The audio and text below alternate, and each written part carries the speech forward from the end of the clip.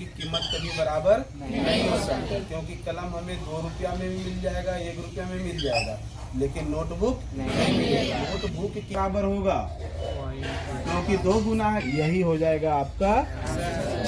ये रैखिक समीकरण आया, के चर वाला रैखिक समीकरण हुआ, ये 2 चर वाला रैखिक समीकरण। 2 चर नजर आ रहा है, 2 चर कौन कौन सा है? रैखिक समीकरण में क्या बताए, जिसका पावर हमेशा 1 होता। जरा देखिएगा, एक रैखिक समीकरण है, x प्लस का मान आपको बताना है, ABC, ठीक है। अब उसके बाद में पहला नंबर क्वेश्चन पर आप ध्यान दीजिएगा। दूसरा का पहला नंबर क्या है, मेरी ये है जी, केवल 5 करना है, केवल 5 पर। अब ध्यान बताइए, सब है, अब इसको हल करते हैं। ये खान सर की चर्चा बार बार आप कर रहे हैं, तो खान सर का तुलना हम नहीं कर सकते उनके बीच में, लेकिन हाँ ये चीज है कि उनका जो सही मार्गदर्शन रहता है, वो मार्गदर्शन हम इन बच्चों को भी देते हैं। और रही बात, एक और बड़ी सी खुशखबरी हम आपको देना चाहते हैं जी, कि हमारे कोचिंग के ही स्टूडेंट जिसका नाम आशीष कुमार यादव है, जो आज भी खान सर के में वहाँ पे कोचिंग कर रहे हैं, हमारे ही कोचिंग के विद्यार्थी। किस गांव के हैं वो? मैसा के हैं वो। अच्छा। और खान सर का कोचिंग में अभी वहाँ पे कार्यरत है, वहाँ शिक्षा ग्रहण कर रहे हैं। नमस्कार, मैं हूँ जयशंकर प्रसाद वर्मा और आप देख रहे हैं NI24 न्यूज। आज हमारे साथ ओम कोचिंग सेंटर के संस्थापक संचालक वीरेंद्र कुमार वर्मा मौजूद हैं और इनसे आज कोचिंग से संबंधित जानकारी लेंगे और आप तक पहुंचाएंगे। सर, आप हमें ये बताएं कि ओम कोचिंग सेंटर्स में जो बच्चे पढ़ते हैं उनका परसेंटेज क्या रहता है प्रत्येक साल? ओम कोचिंग सेंटर में सबसे पहले मैं एक छोटा सा संक्षिप्त जानकारी दे दूं ओम कोचिंग कैमरे पर दीजिएगा। ओम कोचिंग सेंटर के बारे में, कि यह कोचिंग मैंने 2005 से शुरुआत की और 2005 में सबसे पहले मेरे पास मात्र 2 स्टूडेंट ही आए थे। उसके बाद उन लोगों का रिजल्ट 100% रहा, जिसके वजह से दूसरे साल मेरे पास 90 स्टूडेंट की संख्या हो गई। 2 से 90, ध्यान दीजिएगा। मैं तमाम अपने दर्शकों को ये बताना चाहता हूं कि ओम कोचिंग सेंटर का जब स्थापना हुई थी और संचालक वीरेंद्र कुमार जी जब थे और अभी भी हैं, इन्होंने कहा कि मात्र 2 बच्चे से मैंने शुरुआत की थी और जब दूसरे साल को मैंने प्रवेश किया तो पूरे 90 बच्चे हमारे कोचिंग सेंटर में नामांकन कराया, एडमिशन लिया। सर, आप आगे बताएं। उसके बाद फिर मैं इसी तरह से शिक्षा के प्रति मुझे काफी लगाव है, जिसके वजह से मैं बहुत अथक प्रयास बच्चों के बीच में करता हूं। और बच्चे जो होते हैं सो दूर सुदूर क्षेत्र से भी आते हैं और बहुत तरह की परेशानियां होती है। बच्चे फीस देने में, गार्जियन फीस देने में आनाकानी भी करते हैं, लेकिन थोड़ा सा गरीबी स्थिति के वजह से हम बच्चों को पूर्ण रूपेण अपना ध्यान एकदम बच्चों को शिक्षा के प्रति करते हैं। और रही बात, कोचिंग हमारा 2 जगह पे है, एक मैसा में है और एक प्रथम ब्रांच ढोरी, द्वितीय ब्रांच मैसा में। और आज 20 वर्षों से यह कोचिंग बच्चों को सेवा दे रही है, शिक्षा दे रही है। और यह भी नहीं है कि जितना बेहतर तरीके से जिला टॉपर और प्रखंड टॉपर हमेशा हमारे कोचिंग के प्रत्येक वर्ष हमारे बच्चे कराता है और 100% रिजल्ट हमारे बच्चों मतलब 90% प्लस रहता है। हाँ।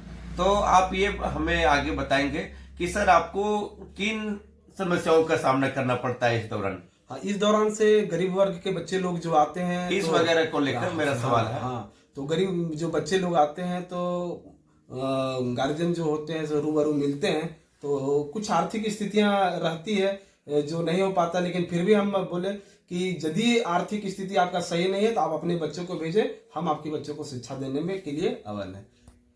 सर, हमें ये बता रहे हैं कि अगर गरीब के जो बच्चे हैं अगर फीस भी नहीं दे पा रहे हैं, इनका कहना है कि फीस के अभाव में आपकी पढ़ाई नहीं रुके, आप भी पढ़ें और आगे बढ़ें। सर, जो संघर्ष की जो कहानी है, आपने 2 बच्चों से शुरू किया था और अभी जो है वो 2025 चल रहा है।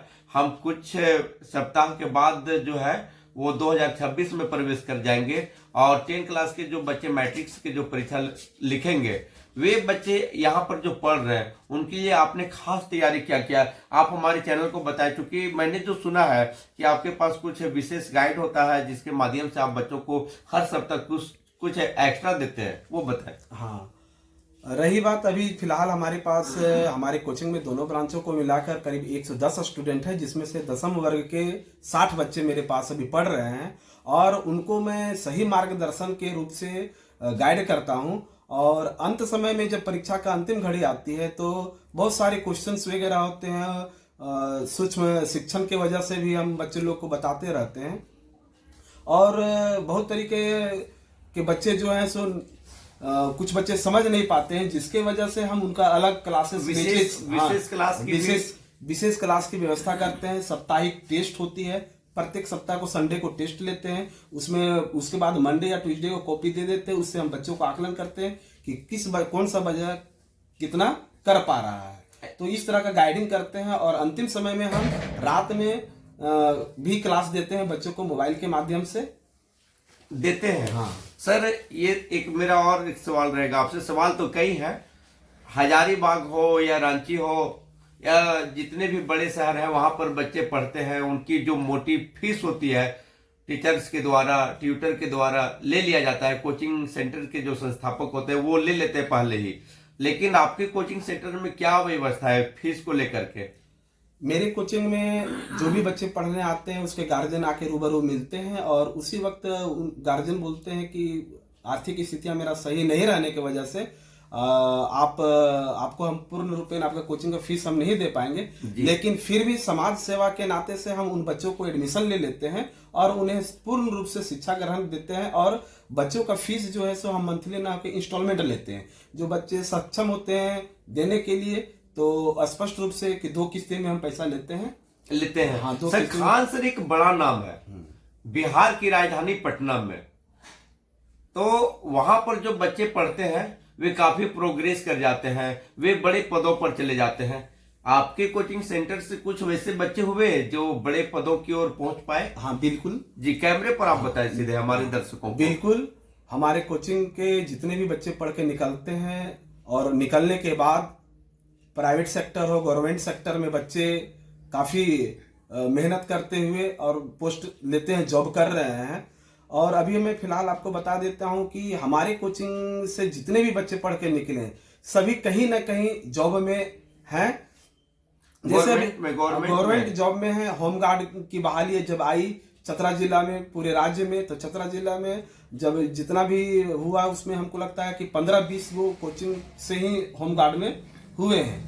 और फिलहाल गवर्नमेंट जॉब की बात करते हैं तो फिलहाल अभी सीजीएल से हमारे कोचिंग से ही 2 बच्चों ने सफलता पाई है। सीजीएल एक बड़ा स्टेज है और ओम कोचिंग सेंटर से बच्चे को जाना, बच्चियों को जाना इस बात की ओर इशारा करता है कि यहाँ पर इनके द्वारा बच्चों को सब कुछ वही चीज पढ़ाया जा रहा है जो उनके जीवन में तरक्की के रास्ते खोल सके, उनके विकास के रास्ते को खोल सके। सर, हम खान सर की चर्चा बार बार इसलिए कर रहे हैं कि उन्हें लोग रोज देखते हैं, लाखों की तादाद में नहीं करोड़ों की तादाद में लोग उन्हें देखते हैं, गार्जियंस देखते हैं, बच्चे देखते हैं।